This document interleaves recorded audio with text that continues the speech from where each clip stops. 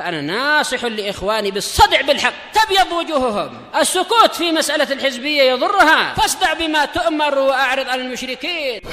سلامي على دماج ورجالها والشيخ يحيى ودار العلم يا سعد بانيها. بسم الله الرحمن الرحيم. الحمد لله والصلاة والسلام على رسول الله وعلى آله وصحبه ومن والاه. Insyaallah tabaraka wa taala kita akan lanjutkan apa yang disebutkan oleh Al-Imam Al-Albani rahimahullah dari aqwal, ucapan-ucapan para ulama tentang pentingnya setia terhadap sunnah sekalipun menyelisihi pandangan-pandangan mazhab. Kata Al-Imam Al-Albani rahimahullah, Asy-Syafi'i rahimahullah. Sekarang kita masuk ucapannya Asy-Syafi'i. Muhammad, siapa namanya Asy-Syafi'i?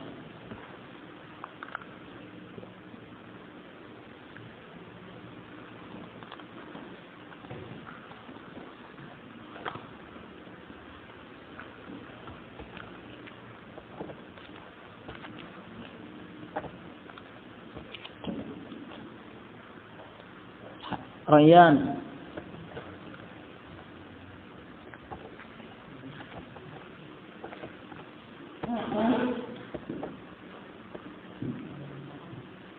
Itu An-Nawawi. Asy-Syafi'i. Hujaifah. Ahsanta. Muhammad bin Idris Abu Abdullah.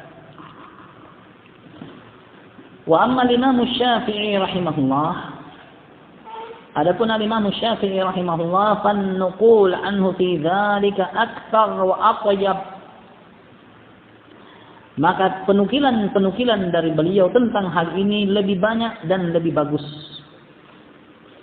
Wa atba'uhu aktsar amalan biha wa as'ad, dan para pengikut beliau lebih banyak mengamalkan ucapan-ucapan tersebut dan lebih sukses. Faminha, maka diantaranya yang pertama, ma min ahadin illa wa tadhhab alaihi sunnatun li Rasulillah sallallahu alaihi wasallam wa ta'zubu anhu. Tak ada seorang pun kecuali hilang darinya, yaitu terluputkan darinya sunnah Rasulullah sallallahu alaihi wasallam, suatu sunnah milik Rasulullah sallallahu alaihi wasallam. Famahma qultu min qaulin, maka bagaimanapun yang aku ucapkan dari suatu pendapat, aw assaltu min aslin, atau saya menyebutkan satu usul dari usul-usul yang ada, fihi an Rasulillah sallallahu alaihi wasallam khilafu ma qultu, pada ucapanku, pada usul yang saya sebutkan itu ada sesuatu dari Rasulullah sallallahu alaihi wasallam menyelisihi apa yang aku katakan, fal qawlu ma qala Rasulullah, maka yang menjadi pendapat adalah apa yang telah dikatakan oleh Rasulullah sallallahu alaihi wasallam. Wa huwa qawli, dan itu juga pendapatku. Walaupun dia tidak terang-terangan mengatakan saya rujuk. Tapi kalau di sana hadisnya sahih, kalau kita dapatkan ucapannya Asy-Syafi'i menyelisihi hadis yang sahih, selesai. Bukan madhabnya Syafi'i. Madhabnya Syafi'i adalah yang sahih. Nah, ajma'al muslimun, yang kedua, ala anna man istarana lahu sunnah an Rasulillah lam yahilla lahu an yad'aha liqauli ahad. Kaum muslimun telah sepakat bahwa siapa saja yang telah jelas untuknya satu sunnah dari Rasulullah, tidaklah halal baginya untuk meninggalkan sunnah itu karena ucapan seseorang. Dan sini barakallahu fikum, Asy-Syafi'i rahimahullah menukilkan ijma'. Tidak halal bagi seseorang yang sudah jelas baginya sunnah meninggalkan sunnah itu karena ucapan seorang alim yang dia tokohkan. Yang ketiga, idza wajadtum fi kitabi khilaf sunnati Rasulillah, apabila kalian dapatkan dalam kitabku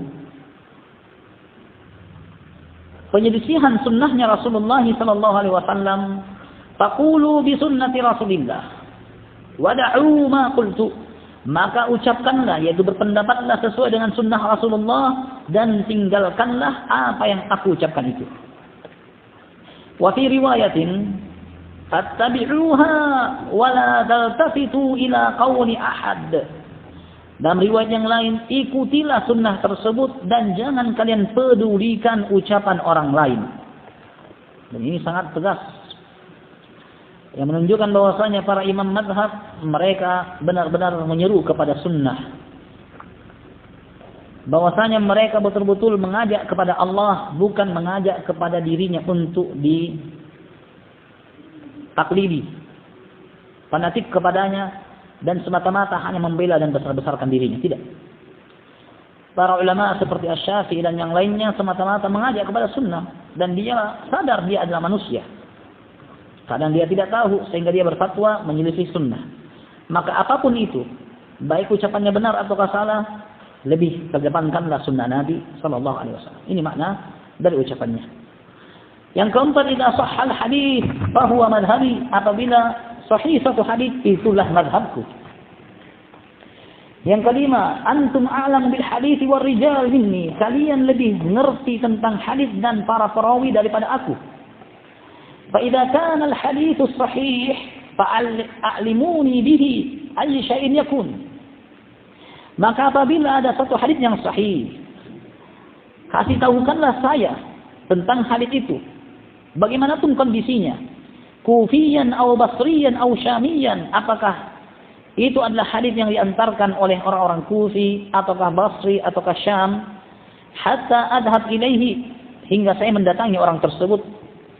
Idza kana sahiha, kalau memang yang dia sampaikan adalah hadis yang sahih.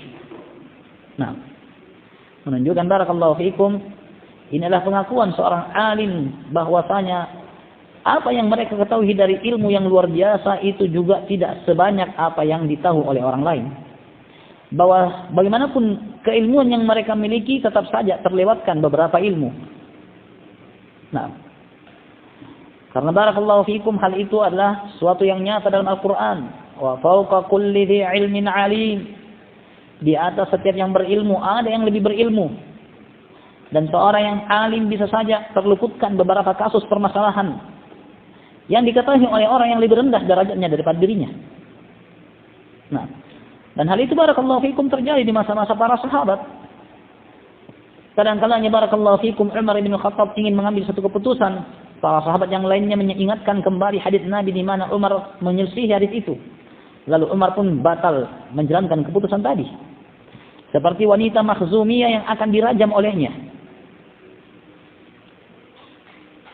Seorang Makhzumiyah yang gila, berzina. Maka barakallahu fikum Umar bin Khattab bertekad untuk menegakkan hukuman hak kepada wanita Makhzumiyah itu. Ali bin Abi Thalib, dan kita tahu Umar bagaimana levelnya dibandingkan Ali. Ali bin Abi Thalib radhiyallahu anhu pun mendatangi Umar dan mengingatkan hadis Nabi alaihi salatu wasallam bahwasanya pena pencatatan amalan terangkat dari wong gila, dari orang gendeng. Nah, sehingga barakallahu fikum, dia diingatkan lalu dia ingat. Ali tanya, lalu bagaimana wanita yang kau mau hukum tadi itu? Kata Umar bin Khattab, tidak ada masalah, dilepaskan. Demikian juga barakallahu fikum Abi Musa al-Asy'ari, dan kita tahu bagaimana levelnya dibandingkan Umar. Dia datang minta izin sebanyak 3 kali lalu pulang karena Umar tidak izinkan dia masuk.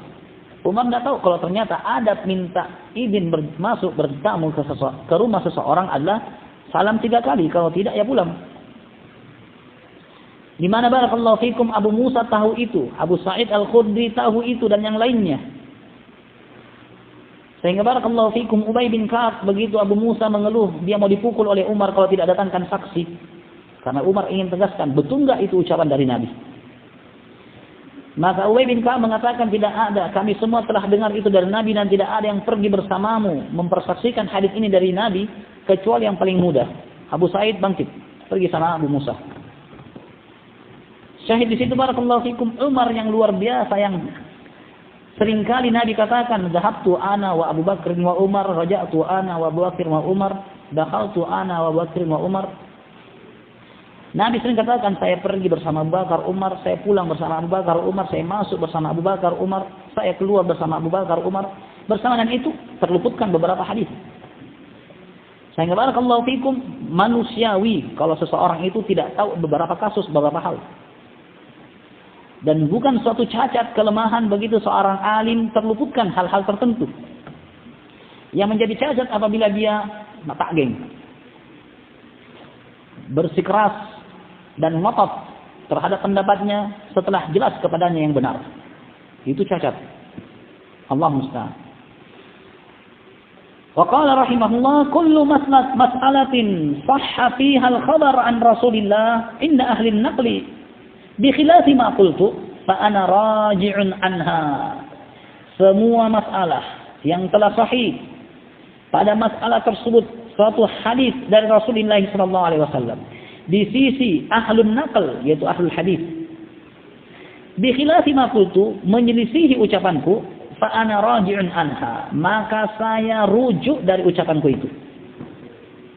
Dan ini barakallahu fikum rujuknya Asy-Syafi'i secara global, tidak terperinci, sehingga pantas untuk kita katakan bahwasanya barakallahu fikum mengaji di kuburan bukan madhabnya Syafi'i. Walaupun masyarakat mengatakan itu madhab Syafi'i. Kenapa?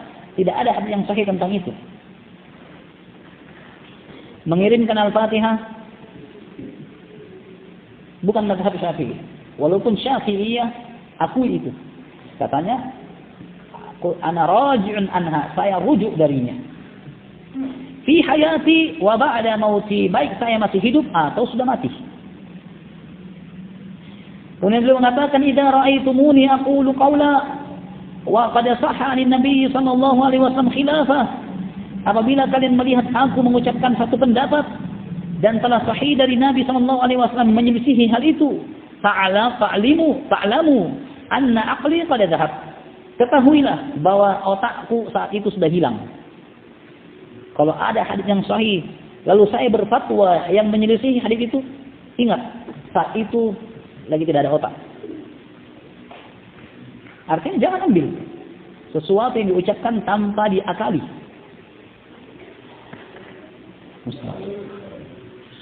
Dan beliau mengatakan kullu ma qultu, semua yang aku ucapkan.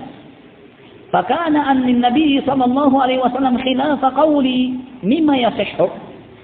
Dan ternyata dari Nabi sallallahu alaihi wasallam penyelisihan ucapanku dari apa yang telah sahih. Fa hadithun Nabi aula, maka hadis Nabi lebih pantas. Fala tuqalliduni, maka jangan kalian taklid fanatik padaku. Ucapan yang terakhir, kullu haditsin anin Nabi sallallahu alaihi wasallam fa huwa qauli. Semua hadis dari Nabi alaihi salatu wasallam itulah fatwaku, itulah pendapatku. Wa illam tasma'uhu minni, sekalipun kalian tidak pernah dengar hadis itu dari saya. Sekalipun kalian tidak pernah mendengar itu dari saya. Nah, dan ini barakallahu fikum gambaran bahwasanya mereka berbicara untuk Allah, bukan untuk bela diri, meninggikan diri, atau barakallahu fikum mentenarkan diri. Nah, naktafi.